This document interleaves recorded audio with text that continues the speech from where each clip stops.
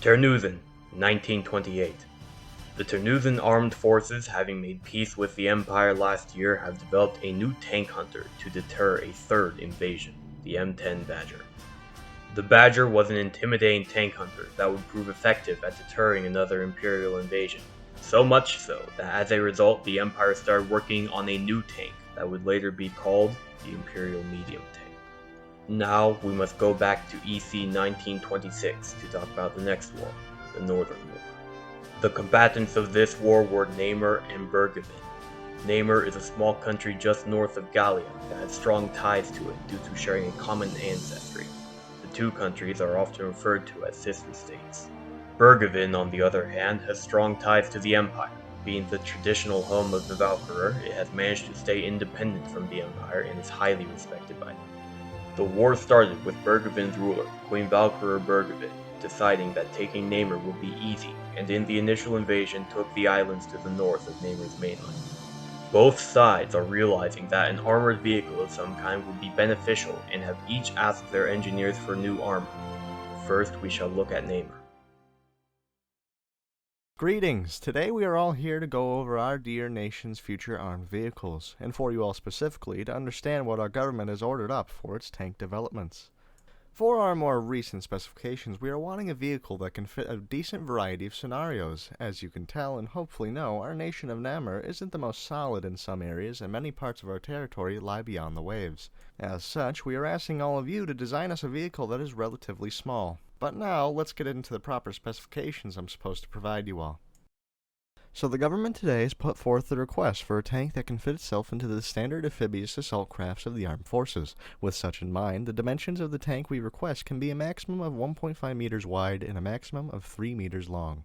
The maximum tonnage of the vehicle can be upwards of 7 tons only, as to allow the craft it be on to still float. For your choices of armament, there are 3 options, with one being the WZ-1918 20mm cannon, the second being the WZ-1908 37mm cannon, and the final being the WZ-1926 37mm cannon.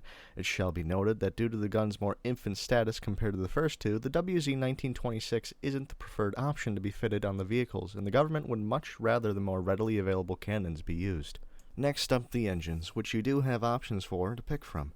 The first of which being the Swain V4, whilst the second option being the Royal Gallia Motorworks 4-cylinder. Out of the two engines, the Swain is the more preferable and suggested engine to be used, especially with its smaller displacement in the hull compared to its counterpart. What's important for these engines is how they're going to be fueled, and as such there should be at least 100 liters of fuel to power it and therefore the vehicle itself. Finally, let's go into the special needs of the vehicle that have been requested by the government. With such, the vehicle must be able to climb at least a 20-degree slope and can only have a maximum of 3 crew or less inside of it. I hope all of this information is enough to get those minds of yours turning, as we would prefer the design to be ready sooner rather than later to fill our military's armored capability gaps. So, I implore you all to work hard, and hopefully, together, in the end, we can all better our nation's military capabilities. Though, as stated, please do not go over the weight limit. It'd be less than desirable, to say the least, to have our prototypes lost to the sea. And, anyways, good luck to you all. Now let's take a look at Bergevin. Hello, my name is Ivan, and I'm here on behalf of the government to give you your specification for our brand new tank. To start off, in terms of dimensions, the only limit is the max width of 3 meters, but you can make it as long as you want it to be. Now there is also the weight. The max weight of your tanks have to be 20 tons. Meaning that you cannot go over this. But let's get into the armament. You have 3 options.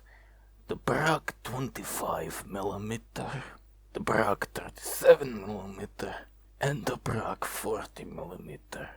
Out of these 3 options, the preferred option is the 25mm gun. But you still have your choice to choose any of these 3. As for the engines, there are 2 currently available for this project. The Brak V4 and the Brak V4M. Out of these 2, we would prefer the M variant. Now, for the fuel, the minimum required is 400 liters. Now, there are a couple more special things that we would like you to do.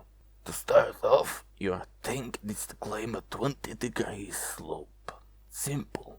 But the second requirement is that it needs to be buoyant.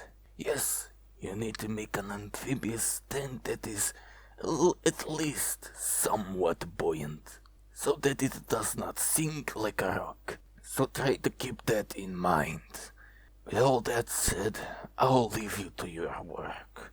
Good luck.